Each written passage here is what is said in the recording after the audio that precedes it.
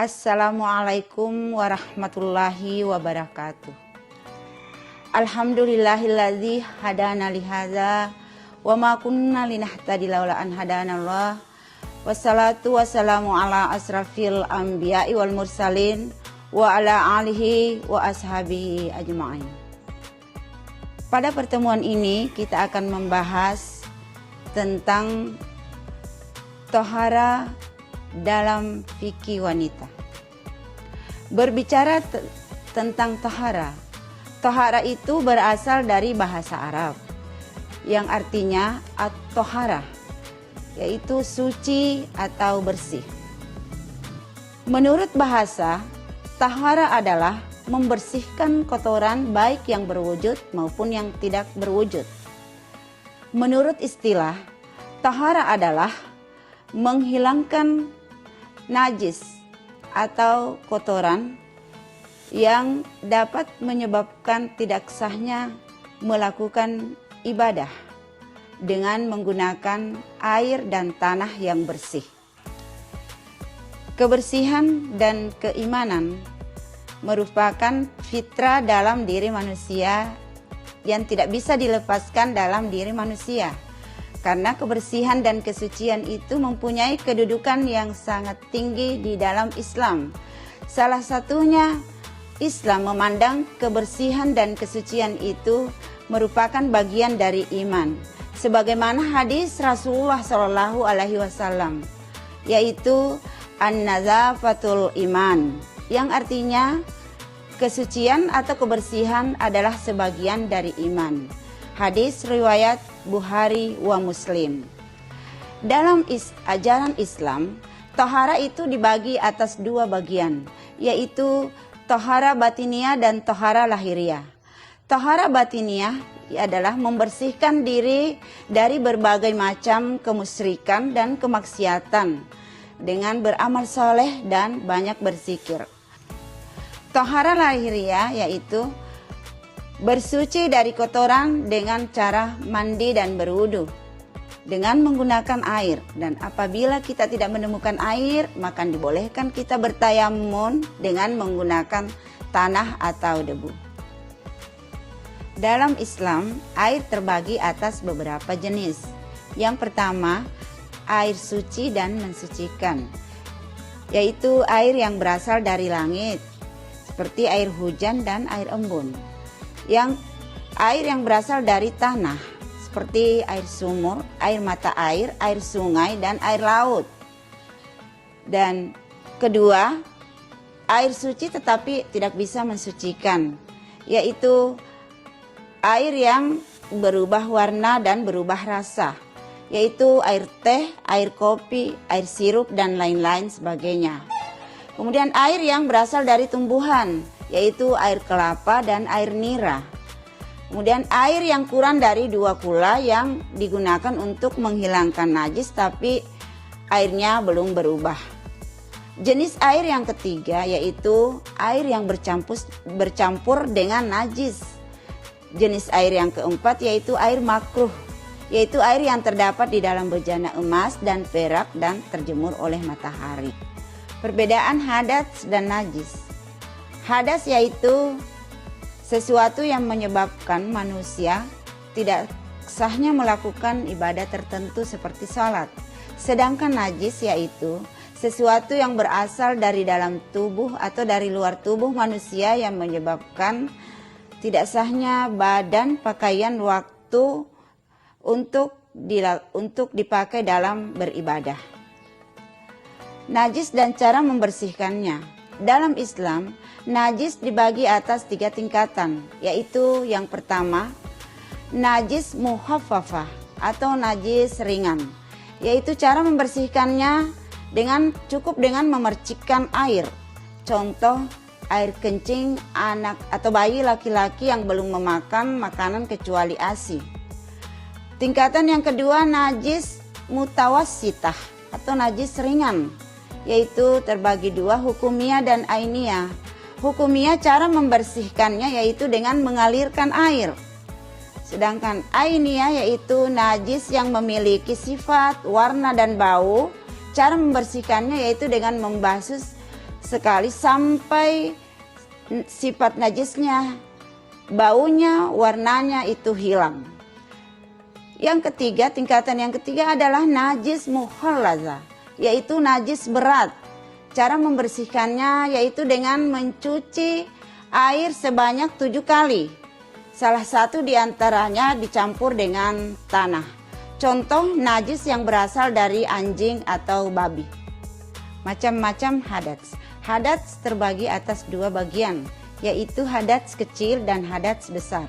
Hadats kecil yaitu segala sesuatu yang menyebabkan batalnya wudhu, seperti buang air kecil, buang air besar, dan buang angin.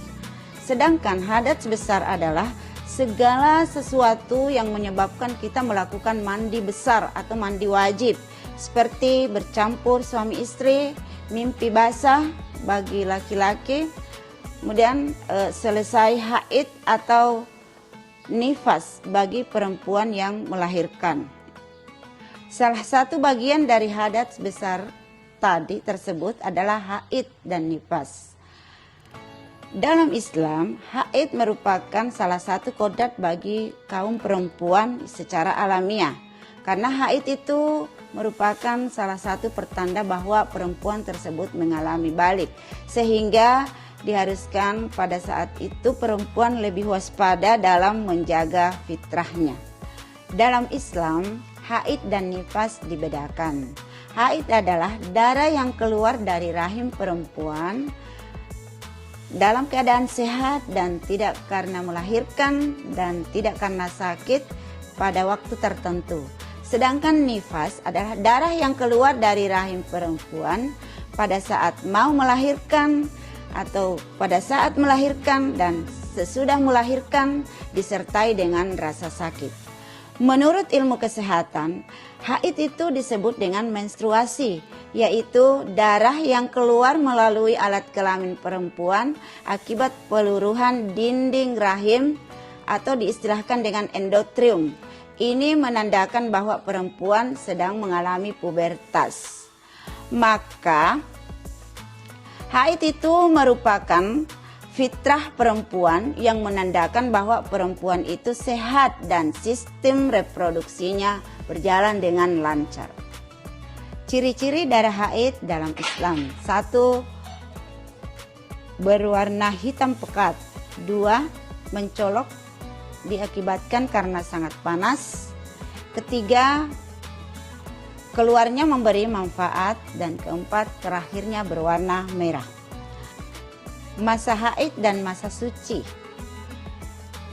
Mazhab Imam Syafi'i mengatakan paling sedikit yaitu 1 hari dan maksimal 15 hari. Sedangkan menurut Imam Hambali maksimal 13 hari, dan menurut jumhur ulama masa siklus, masa suci dan masa haid perempuan itu selama 1 bulan, berarti 15 hari suci dan 15 hari haid. Larangan-larangan bagi wanita yang mengalami haid: 1. Salat. 2. Puasa. 3. Bercampur dengan suami istri. 4. Iktikaf. 5. Dijatuhi talak. 6. Menyentuh Al-Quran.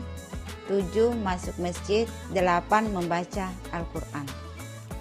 Bagi perempuan yang haid itu hukumnya wajib mandi besar atau mandi bersih. Mandi merupakan cara untuk membersihkan diri dari kotoran dengan menggunakan air.